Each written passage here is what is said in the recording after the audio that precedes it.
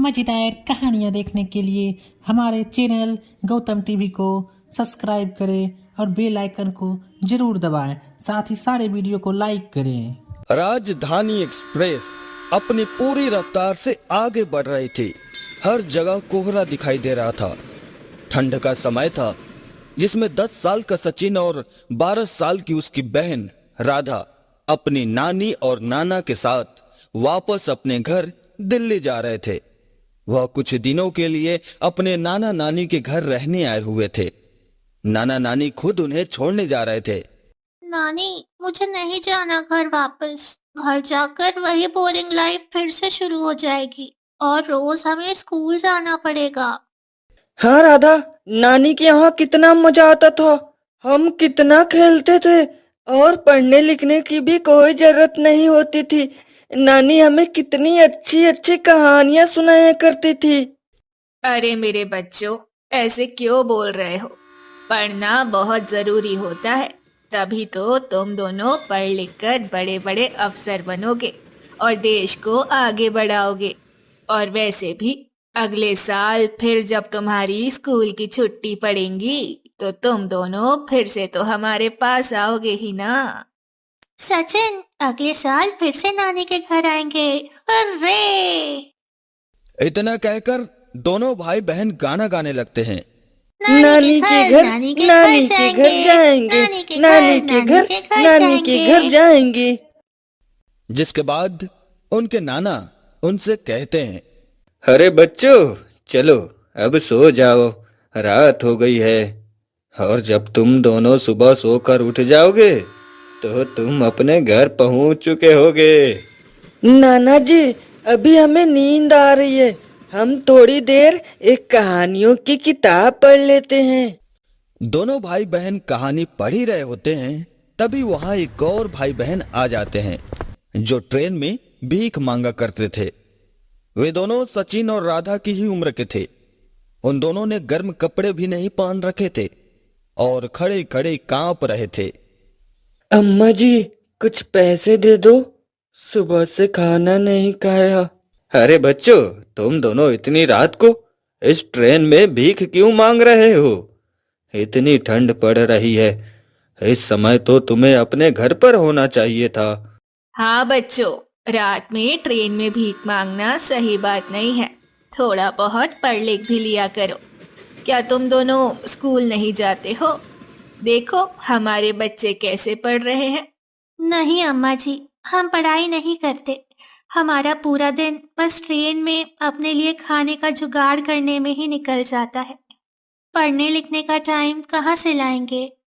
राधा, देखो भिखारी, ट्रेन में ऐसे ही थोड़ी थोड़ी देर में कोई न कोई भीख मांगने आता रहता है। जाओ तुम दोनों आगे जाके भीख मांगो। नहीं सचिन बेटा, ऐसे नहीं बोलते।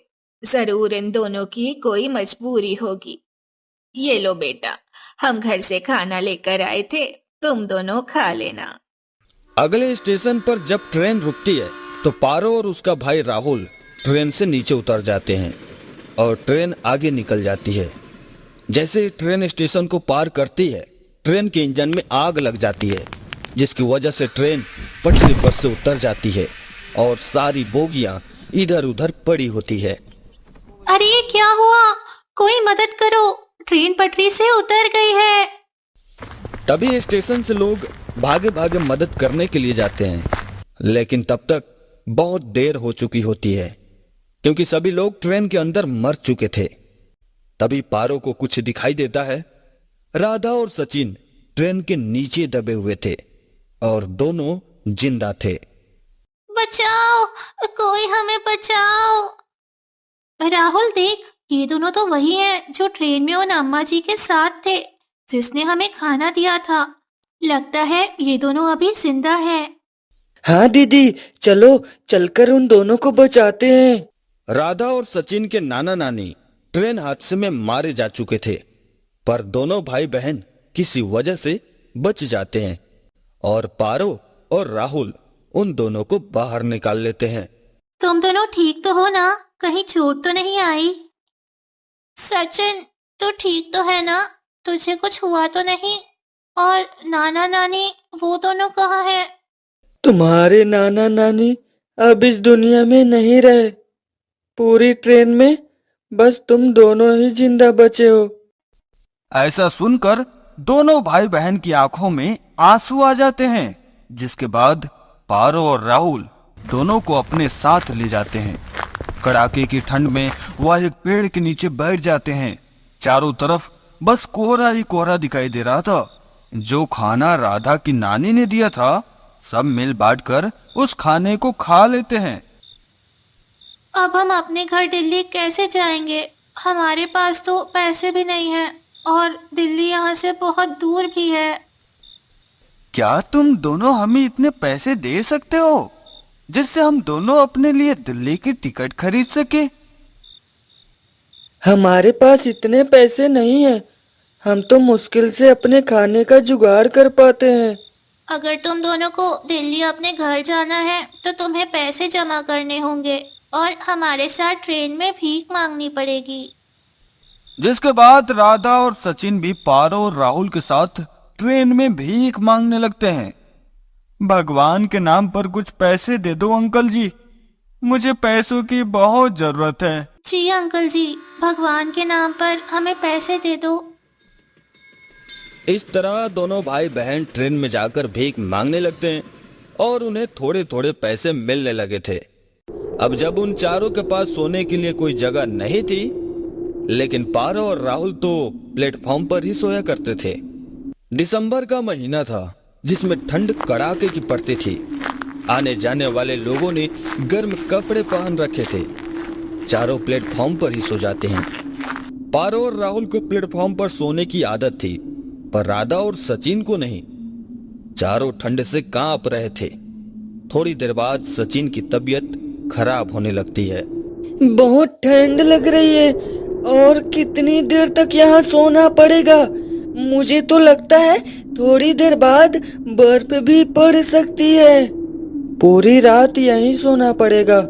हम तो रोज यहीं सोते हैं। यहाँ सोना तो बहुत ज्यादा मुश्किल है। मुझे तो लगता है मैं ठंड से जम जाऊंगा। राधा कुछ करो, नहीं तो मैं ठंड से मर जाऊंगा। मैं क्या करूं मेरे भाई, मुझे कुछ समझ नहीं आ रहा है। पारो, राहुल, तुम दोनों कुछ तो करो। तभी वहां एक 20 साल का राजा नाम का लड़का आता है, जो स्टेशन पर कूली का काम करता था। हम लोग ट्रेन में भीख मांगते हैं। ज्यादा रात हो गई थी तो आज इसी स्टेशन पर सोने का सोचा। ना तो हमारे पास रहने के लिए जगह है और ना ही गर्म कपड़े। प्लीज भैया, मेरे भाई को बचा लो, इसकी तबीयत बहुत खराब हो रही है। ठीक है, तुम लोग चलो मेरे साथ, मैं यहीं पास में ही रहता हूँ। राजा सचिन को उठा लेता है और सबको अपने साथ ले जाता है। थोड़ी देर बाद वह सब एक टूटी फूटी ट्रेन की बोगी में आ जाते हैं। राजा बोगी का दरवाजा बंद कर लेता है और लकड़ियों से आग जला लेता है, जिसके बाद ट्रेन में गर्मी हो जाती है, जिसकी वजह से अब वहां किसी को भी ठंड नहीं लगती है। बोगी में कुछ किताबें रखी हुई थी। राधा राजा से कहती है, ये किताबें किसकी है भैया और यहाँ क्यों रखी हैं? ये मेरी किताबें हैं। मैं पार्ट टाइम स्टेशन पर कूली का काम करता हूँ और पढ़ाई भी करता हूँ। मैं भी एक गरीब हूँ। मेरे पास भी रहने को घर नहीं था, तो मैंने इस बोगी को ही अपना घर बना लिया। मेरा सपना है कि मैं एक सरकारी अफसर बन जाऊं। पढ़ना तो हम भी चाहते हैं भैया, पर हमें समय ही नहीं मिलता और ये दोनों अपने घर जाना चाहते हैं। पारो राजा को राधा और सचिन के बारे में सब बता देती है, जिसके बाद राजा राधा और सचिन के घर का पता पूछकर एक पत्र उनके घर भिजवा देता है, जिसमें वो इन दोनों के बारे में लिख देता है और जहां वो हैं वहां का पता भी डाल देता है। 2 दिन बाद राधा और सचिन के माता पिता वहां आ जाते हैं। राधा, सचिन, मेरे बच्चों, तुम दोनों जिंदा हो। हम तो सोच रहे थे कि तुम दोनों भी उस हादसे में मारे गए। तुम दोनों को सही सलामत देखकर मुझे बहुत खुशी हो रही है। हाँ मेरे बच्चों, पर तुम यहाँ कैसे पहुँचे? पारो राधा के माता पिता को सारी घटना सुना देती है, जिसके बाद राधा और सचिन के माता पिता पारो और राहुल को भी अपने साथ ले जाते हैं। वह राजा को भी अपनी कंपनी में एक जॉब पर रख लेते हैं और इस तरह अब पांचों की जिंदगी में फिर से खुशहाली आ जाती है और सब खुशी खुशी रहने लगते हैं।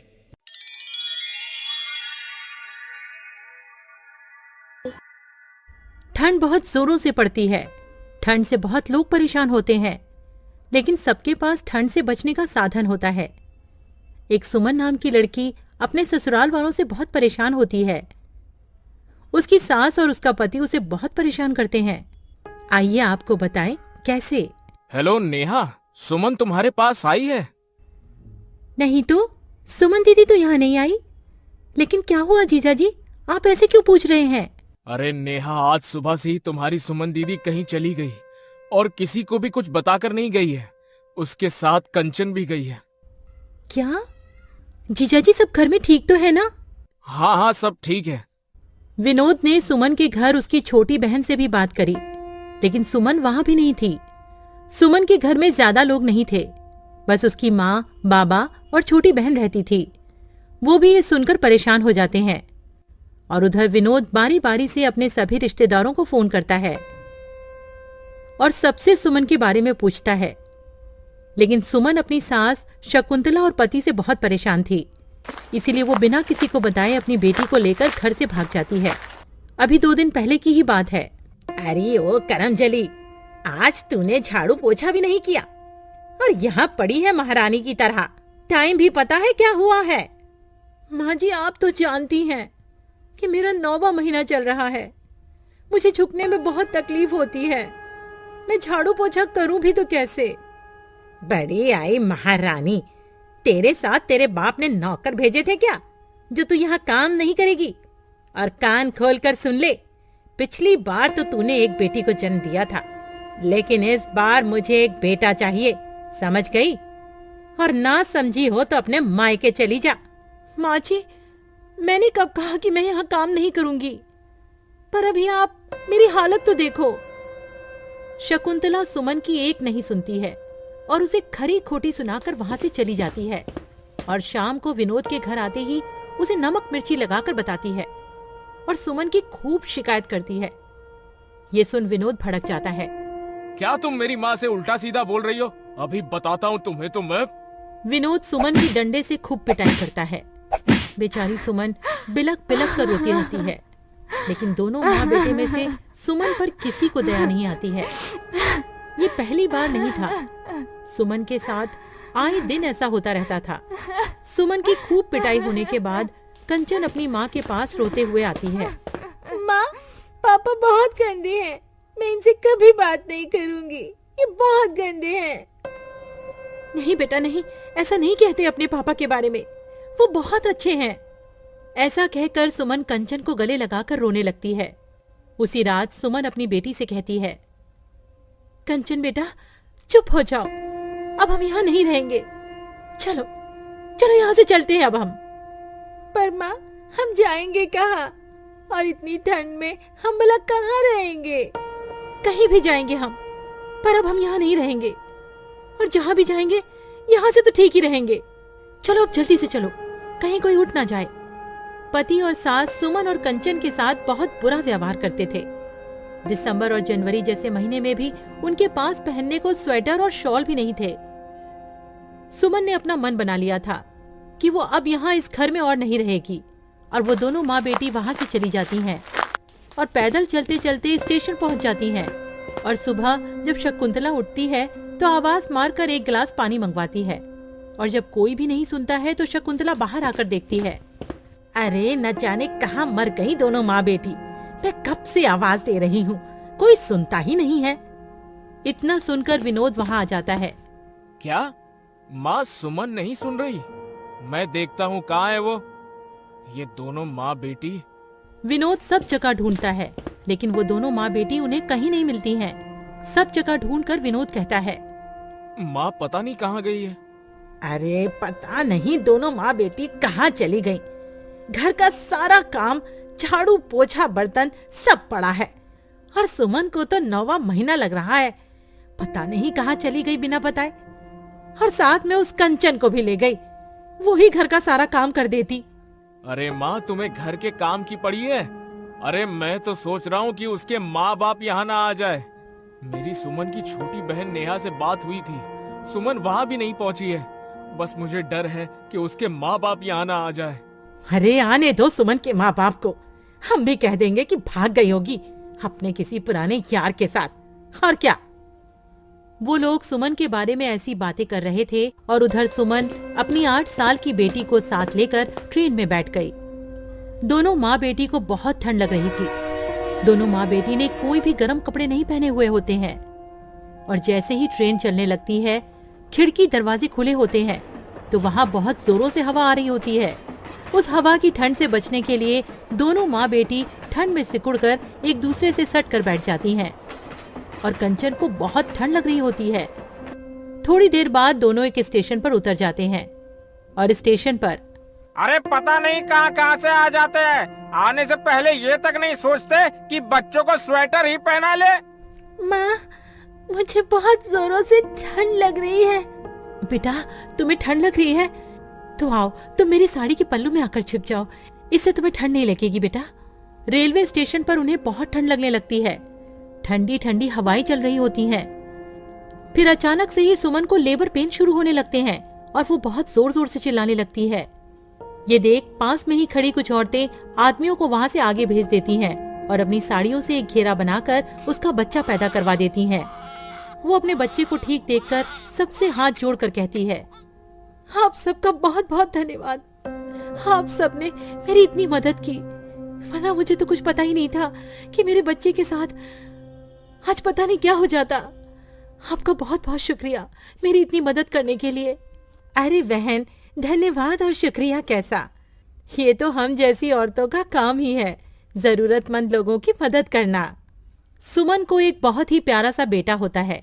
ये देख कंचन कहती है, माँ, ये प्यारा सा भाई मेरा है और मैं अपने इस भाई का नाम दीपक रखूंगी। हाँ बेटा, ये प्यारा सा भाई तुम्हारा ही है और तुमने अपने भाई का नाम तो बड़ा ही अच्छा रखा है, दीपक। अब तुम जब मर्जी अपने इस प्यारे से भाई के साथ खेल सकती हो। अब तुम अकेली नहीं हो बेटा। सब लोग वहां से चले जाते हैं। वहां पर बिल्कुल सुनसान हो जाता है और बहुत ठंडी ठंडी हवाएं चल रही होती हैं। वो दोनों माँ बेटी अपने बच्चे को लेकर बेंच पर बैठी होती हैं और सुमन अपने बच्चे को दूध पिला रही होती है। इतने में वहां एक ट्रेन आ जाती है। सुनो कंचन बेटा, तुम अपने भाई का ध्यान रखना। हाँ, मैं ट्रेन में कुछ लोगों से मदद मांग कर आती हूँ। हाँ माँ, मैं अपने भाई का बहुत ध्यान रखूंगी। फिर सुमन ट्रेन में बैठे लोगों से जाकर पैसे मांगती है। कुछ लोग सुमन को पैसे दे देते हैं। उससे वो अपने बच्चे के लिए कुछ खाने को ले आती है और कंचन को खिला देती है। फिर वो रोज ऐसे ही प्लेटफॉर्म पर आते जाते लोगों से पैसे मांगा करती है और उन पैसों से अपना और अपने बच्चों का पेट भरती है। ऐसे ही कुछ दिन बीतते जाते हैं। फिर एक दिन स्टेशन के पास क्रॉसिंग में एक एक्सीडेंट हो जाता है। वहां बहुत भीड़ हो जाती है। भीड़ देख सुमन वहां जाकर देखती है, अरे ये इतनी भीड़ कैसे हो रही है? जरा और आगे जाकर देखती हूँ। अरे ये क्या? ये तो कंचन के पापा हैं। इनके साथ ये सब कैसे हो गया? और इन्हें कितनी चोट लग गई है? सुमन विनोद को जल्दी से हॉस्पिटल ले जाती है और साथ में अपने बच्चों को भी साथ ही लेकर जाती है। डॉक्टर साहब, इन्हें देखना, इनका अभी एक्सीडेंट हो गया है, कुछ कीजिए डॉक्टर साहब। उन्हें तो बहुत चोटें आई हैं। इन्हें अभी एडमिट करना पड़ेगा। खर्चा करीब करीब 10,000 रुपयों तक आ जाएगा। डॉक्टर साहब, आप इनका इलाज शुरू करो, मैं पैसों का अभी इंतजाम करती हूँ। सुमन पैसों का इंतजाम करने चली जाती है और अपने बच्चों को विनोद के साथ ही छोड़कर जाती है और खुद रेलवे स्टेशन पर पहुंचकर प्लेटफॉर्म पर भीख मांगती है और ऐसे ही जोड़ जोड़ कर 10,000 रुपए का इंतजाम कर लेती है। फिर वो पैसे हॉस्पिटल में जाकर जमा करा देती है। डॉक्टर साहब, ये ठीक तो हो जाएंगे ना? मुझे इनकी बहुत चिंता हो रही है और इन्हें कुछ हो गया तो मेरे बच्चे अकेले रह जाएंगे। हाँ, ये ठीक हो जाएंगे, तुम चिंता मत करो। डॉक्टर साहब विनोद का सही से इलाज कर देते हैं। फिर उसके थोड़ी देर बाद विनोद को होश आ जाता है और आंखें खुलते ही वो अपने बीवी बच्चों को देखता है। भाई, अब तुम कैसा महसूस कर रहे हो? डॉक्टर साहब, आपने मेरी जान बचाई है। धन्यवाद डॉक्टर साहब। अरे धन्यवाद करना है तो इनका करो, ये तुम्हें यहाँ समय पर ले आई थी। क्या? मुझे यहाँ तुम लेकर आई हो? सुमन, तुम मुझे और मेरी माँ को माफ कर दो। मैंने तुम्हारे साथ बहुत गलत किया है और मेरी माँ ने भी तुम्हारे साथ बहुत गलत किया है। हमें माफ कर दो। मैं अपने गुनाहों की तुमसे माफी मांगता हूँ और आज तो तुमने मेरी जान बचाई है। मैं तुम्हारा शुक्रगुजार हूँ। अरे आप मुझसे माफी मत मांगो, ये तो मेरा फर्ज था, आपकी सेवा करना, आपकी रक्षा करना। ठीक है सुमन, वो कहते हैं ना, जो होता है अच्छे के लिए होता है। और देखो, मैं ठोकर नहीं खाता तो शायद मैं कभी तुम्हें समझ ही नहीं पाता। और ये प्यारा सा बेटा हमारा है। हाँ, ये हमारा ही बेटा है। कंचन बेटा, जरा इस क्यूट से बेटे को मेरे पास ले आओ। और सुमन, जरा तुम यहाँ आओ मेरे पास। विनोद सबको गले से लगा लेता है और कहता है, मेरे बच्चे, तुम मुझे अब छोड़कर मत जाना। मैं तुम्हारे बिना बहुत सजा काट चुका हूँ। चलो अब घर चलते हैं। विनोद अपने साथ सबको घर ले आता है। घर में आए बच्चों को देख शकुंतला भी खुश हो जाती है और उन्हें गले से लगा लेती है और अपने पोते पोती को बहुत प्यार करती है। और अब तो उनको नए नए स्वेटर भी बनाकर पहनाती है और उन्हें ढेर सारा प्यार करती है और वो सब मिलजुल कर हंसी खुशी रहने लगते हैं।